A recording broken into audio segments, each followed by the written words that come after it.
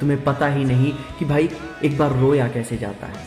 क्योंकि यहाँ पे ये वही वाला शेर याद आता है कि शमा बुझ भी जाए तो क्या है, धड़कन रुक भी जाए तो क्या है, इतना कुछ गवा दिया है तुझे पाने के खातिर कि अब तुम मिल भी जाए तो क्या है।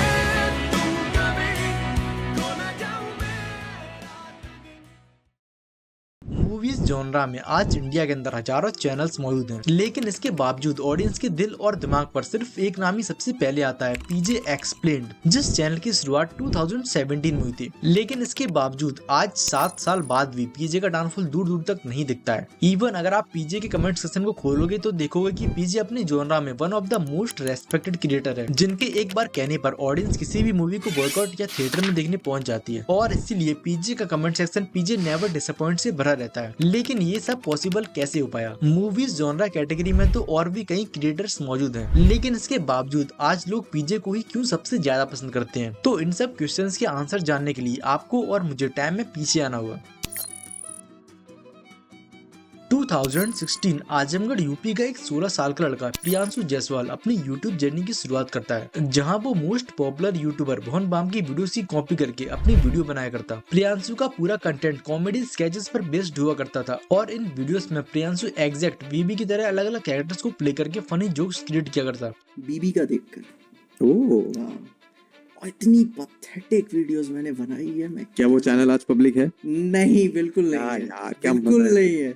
मैंने 3 वीडियो गिन के बनाई हुई थी और जो नहीं करना चाहिए था शुरू में वो सारी चीजें की है। जैसे एग्जैक्टली बीवी जैसे करता है ठीक है, वैसे सारी चीजें की थी और फिर बाद में मैंने बंद कर दिया। लेकिन कुछ ही समय बाद प्रियांशु ने इस टाइप की वीडियोस बनाना बंद कर दिया, क्योंकि एक तो पीजे जिस तरह का रिस्पांस एक्सेप्ट कर रहा था वो उसे नहीं मिला, जिसके बाद प्रियांशु को रियलाइज हुआ कि उसे अपने कंटेंट में कुछ नया और एक्साइटिंग लाने की जरूरत है। अब इसी दौरान प्रियांशु ने सुपर हीरो मूवीज और कॉमिक्स की दुनिया को एक्सप्लोर करना शुरू किया था, जो अब उसे बेहतरीन तरीके से फैसिनेट कर रही थी। जिसके बाद प्रियांशु का इंटरेस्ट सुपर हीरो मूवीज और कॉमिक्स की तरफ बढ़ता चला गया और उसने इंटरनेट से कॉमिक्स पढ़ना शुरू कर दिया। देखते देखते पीजे को लगा कि क्यों ना अपने इस नए पैशन को वीडियोस के जरिए लोगों तक पहुंचाया जाए। अब इसी थॉट के साथ पीजे ने 26 अप्रैल 2017 को एक दूसरा चैनल ओपन किया, जिसका नाम उसने रखा पीजे एक्सप्लेन्ड, और सेम डे पर ही पीजे ने अपनी पहली वीडियो अपलोड की, जिसमें पीजे ने थॉर रैग्नारॉक के ट्रेलर का ब्रेकडाउन किया। जिसके बाद पीजे ने इस चैनल पर सुपर हीरो मूवीज और कॉमिक्स के बारे में वीडियोस अपलोड करना शुरू कर दिया। अब शुरुआत में तो पीजे की वीडियोस को कुछ गिने चुने लोग ही देखा करते थे, लेकिन फिर पीजे को वीडियोस बनाने में मजा आने लगा और इसीलिए उन्होंने घोस्ट राइडर, हिस्ट्री ऑफ ग्रूट और Deadpool kills the Marvel universe जैसे टॉपिक्स पर वीडियो बना डाली। अब इसी बीच पीजे अपने 12th स्टैंडर्ड की पढ़ाई भी कर रही थी, जिससे स्टडी के साथ साथ यूट्यूब करना मुश्किल हो रहा था, लेकिन फिर भी उन्होंने वीडियोस अपलोड करना कंटिन्यू रखा और फिर देखते देखते 2017 के एंड तक पीजे के 10,000 सब्सक्राइबर्स कंप्लीट हो गए। एक्सप्लेन,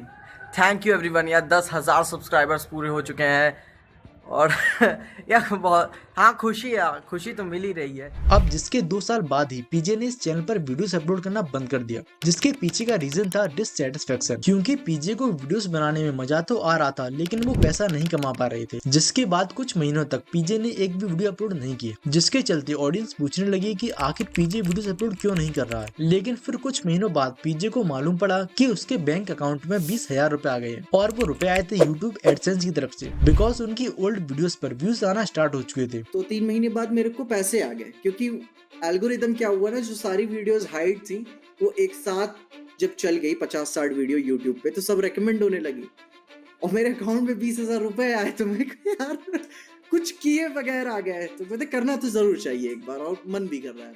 और इसी मोटिवेशन ने उन्हें दोबारा वीडियोस बनाने पर मजबूर कर दिया और जिसके बाद पीजे ने कभी पीछे मुड़ के नहीं देखा और फिर उनकी इमेज ऐसी बनती चली गई कि आज लोग वीडियो शुरू होने के 1 सेकंड के अंदर ही पीजे नेवर डिसअपॉइंट कमेंट्स में स्पैम कर देते हैं।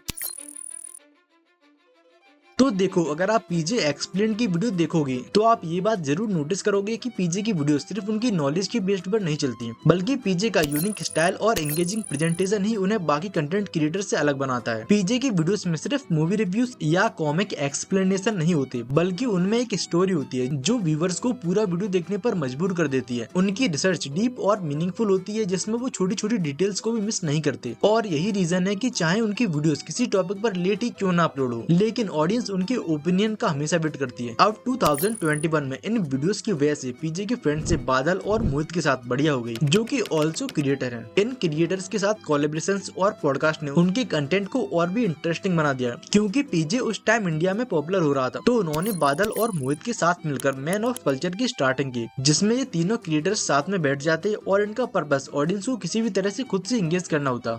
मेरे भी रखी हुई है और लैपटॉप का ही माइक था, मैं कहता चलो वीडियो बना के डाल दे वही सीधा। और ये इन्होंने पहली वीडियो सीधा वीडियो फेस कैम की थी ऐसे। फेस कैम मैं तो पहले ऑडियो करता था। और ये भी नहीं था कि भाई पंखा बंद करना है कि क्या करना है क्या नहीं करना है, पूरा टेबल फैन भी चल रहा है, पंखा भी चल रहा है, सब है। अब ये सीरीज पीजे के फैंस के बीच बहुत पॉपुलर हो गई और साथ में बीएनएफ और कॉमिक वर्स की ऑडियंस भी पीजे को पसंद करने लगी, जिसकी वजह से पीजे के सब्सक्राइबर्स भी एकदम से तेजी से बढ़ने लगे। इसके अलावा अगर हम देखें तो पीजे की वीडियोस में सिर्फ पॉजिटिव या नेगेटिव एस्पेक्ट्स को नहीं बल्कि दोनों पर्सपेक्टिव्स को हाईलाइट किया जाता है। उनकी स्टोरी टेलिंग स्किल्स और प्रेजेंटेशन स्टाइल इतनी एंगेजिंग होती है कि मोस्ट ऑफ द व्यूअर्स उनकी वीडियोस को एंड तक देखते ही देखते हैं, चाहे कोई मूवी अच्छी हो या फिर खराब। पीजे की वीडियोस देखने के बाद ये फील होता है कि हाँ, सामने चश्मा पहन के चेयर पर बैठा इंसान सच बोल रहा है। अब अगर आप पीजे को 2017-18 से फॉलो कर रहे हो तो मेरी तरह आपने भी एक बात जरूर नोटिस की होगी कि पीजे की वीडियोस एक अच्छे स्ट्रक्चर के तरीके से प्रेजेंट होती हैं, जिसमें हमें ह्यूमर, स्ट्रॉन्ग पोएट्री, हरामीपन ये सब देखने को मिलता है। इसकी वजह से जो व्यूअर सिर्फ एक मूवी का रिव्यू देखने आता है वो पीजे के साथ हुई इंटरेक्शन को वीडियो बंद होने के बाद भी नहीं भूल पाता, और इसीलिए जब उसकी फीड पर दोबारा पीजे की वीडियोस आती हैं तो वो उन इंटरेक्शन की वजह से बिना क्लिक करे रह नहीं पाता। इवन पीजे के कई ऐसे लॉयल फैंस भी हैं जो सिर्फ पीजे में इंटरेस्टेड होने के बावजूद ही मूवी की रिव्यू देख लेते हैं, और इसके पीछे का रीजन मैं पीजे की कंसिस्टेंसी को भी देना चाहूंगा, क्योंकि पीजे ने जब से यूट्यूब को सीरियसली लेना शुरू किया है वो तब से ही बहुत ज्यादा कंसिस्टेंट है, और ये भी एक इम्पोर्टेंट फैक्टर है जो उनके लॉयल फैन बेस को मेंटेन रखने में मदद करता है, और इसीलिए पीजे आज 7 साल होने के बाद भी फेड होते हुए नहीं दिख रहे हैं।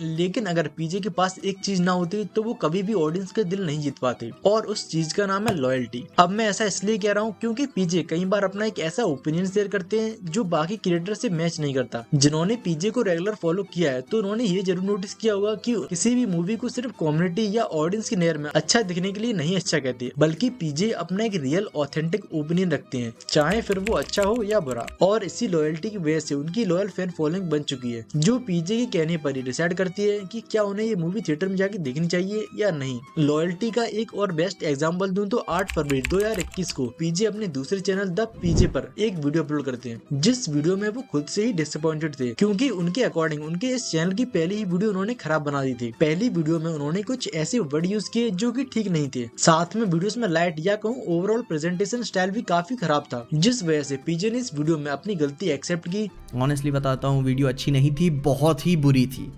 और इस चीज़ की वजह से मैं बहुत ही डिससेटिस्फाइड और डिसअपॉइंटेड हूँ अपने काम से, और पिछली वीडियो को प्राइवेट भी कर दिया। लेकिन इसके बारे में अगर आप इस वीडियो के कमेंट सेक्शन में खोलोगे तो दिखेगा कि ऑडियंस पीजे को उनकी पिछली वीडियो के लिए क्रिटिसाइज करने की बजाय उन्हें सपोर्ट कर रही है, यहाँ तक कि उनकी गलतियों को भी ऑडियंस नजरअंदाज कर रही है, जो एक क्रिएटर के लिए बहुत बड़ी बात है। सो इन द एंड हम ये कंक्लूजन ड्रॉ कर सकते हैं कि पीजे की सक्सेस का असल राज उनका ह्यूमर, उनकी पोएट्री, उनकी लॉयल्टी, ये सब है। ये सब फैक्टर्स मिलकर ही पीजे एक्सप्लेन्ड को एक ऐसा क्रिएटर बनाते हैं जो हमेशा अपने व्यूअर्स को एंगेज और एंटरटेन करता है। इसीलिए आज वो अपनी नीच में एक ऐसे क्रिएटर बन चुके हैं जिनकी अच्छी खासी फैन फॉलोइंग होने के साथ साथ यूट्यूब इंडस्ट्री में एक अच्छी खासी रेस्पेक्ट भी है, और इसीलिए आज पीजे के फैंस उनकी हर एक वीडियो के लिए एक्साइटेड रहते हैं और हमेशा कहते हैं पीजे नेवर डिसअपॉइंट्स। एंड अब अगर आपको ये वीडियो पसंद आई हो तो लाइक, शेयर एंड सब्सक्राइब जरूर से कर देना। एंड डिस्क्रिप्शन में आपको इंस्टा आईडी मिल जाएगी, आप उसे भी जाके फॉलो कर सकते हो, और स्क्रीन पर कैरी मिनाटी से रिलेटेड वीडियो आ रही होगी तो जाके उसे भी देखो। मैं आपको वहीं मिलता हूँ।